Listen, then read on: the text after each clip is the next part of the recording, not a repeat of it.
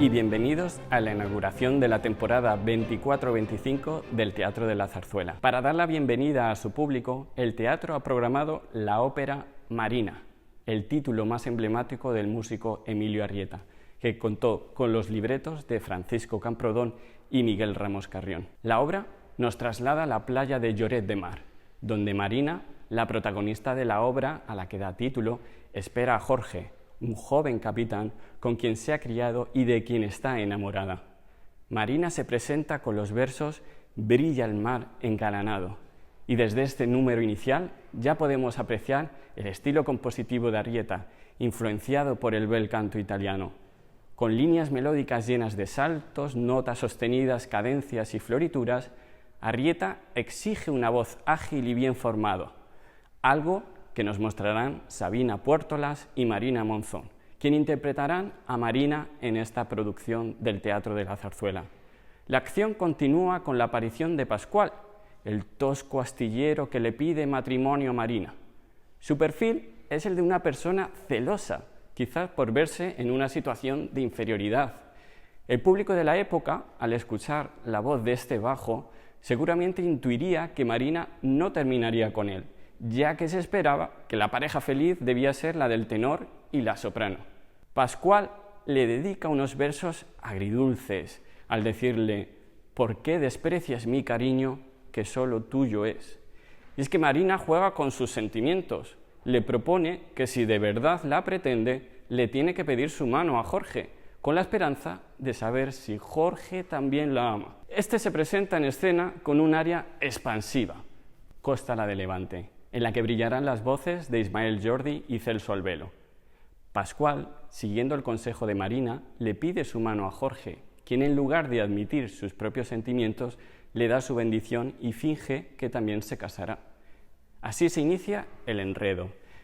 Y a este plantel de personajes hay que añadir al misógino y oscuro Roque, que interpretarán Juan Jesús Rodríguez y Pietro Spagnoli.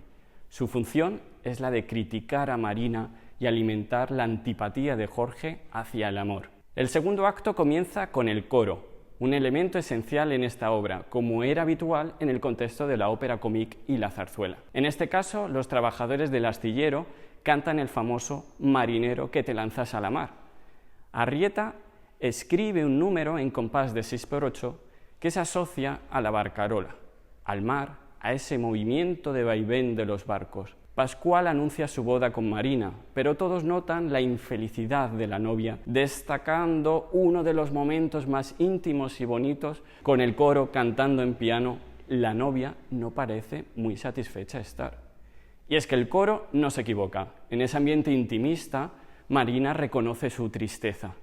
Durante la celebración, Roque le revela a Marina que Jorge no se casará, ya que ha perdido el interés por la mujer que amaba. Este final de acto está lleno de sentimientos contradictorios, con un número final donde participan todos los personajes. El tercer acto nos devuelve a la playa, donde comenzó esta obra, con uno de los números más emblemáticos, que es el brindis de Jorge. A beber, ahogar el grito del dolor. Ese dolor que sufre por no haber mostrado sus verdaderos sentimientos. Esta escena sigue la tradición de otras obras del ámbito de la ópera comique, como La hija del regimiento de Donizetti, por poner solamente un ejemplo. El enredo vuelve a aparecer al presentarse Alberto, otro capitán que custodiaba una carta de cariño del padre de Marina. Celoso y confundido, Pascual la lee y rompe su compromiso. Finalmente, Marina aclara la situación y ella y Jorge se declaran su amor. El argumento de esta obra aborda un tema recurrente en la literatura, presentándose conflictos amorosos causados por malentendidos entre los protagonistas, que se resuelven con un final feliz. La propuesta que realizó Francisco Camprodón se aleja, por tanto, del drama romántico. Cuando escribió este libreto, la zarzuela ya había establecido muchas de sus características, sobre todo tras el estreno de Jugar con Fuego en 1851, y no se concebía en ese momento un final trágico. No obstante, la versión que vamos a ver en esta producción de Bárbara Ayuk, con dirección musical de José Miguel Pérez Sierra, no es la zarzuela que se estrenó en el desaparecido Teatro del Circo en 1855, sino la versión operística que se llevó a escena por primera vez en el Teatro Real de Madrid en 1871. Marina es una obra muy particular. Es la primera zarzuela que se convirtió en ópera,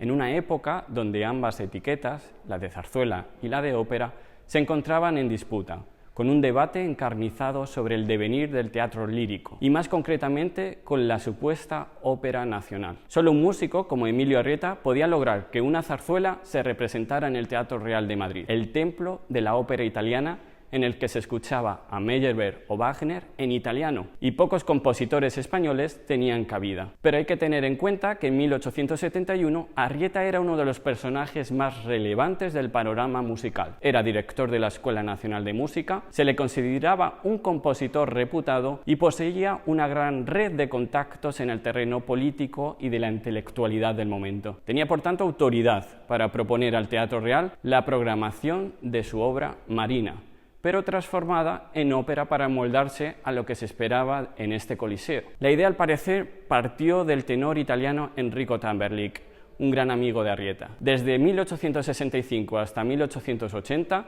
estuvo contratado en el Real para desempeñar los roles principales. Durante este tiempo se preocupó por el desarrollo cultural de Madrid y se interesó por el debate sobre la creación de una ópera nacional, apoyando e impulsando los proyectos que le llegaban, sobre todo de jóvenes compositores. Así, en 1871 desempeñó el papel de Jorge, con Angiolina Ortolani como Marina. ¿Cómo se transformó una zarzuela en ópera?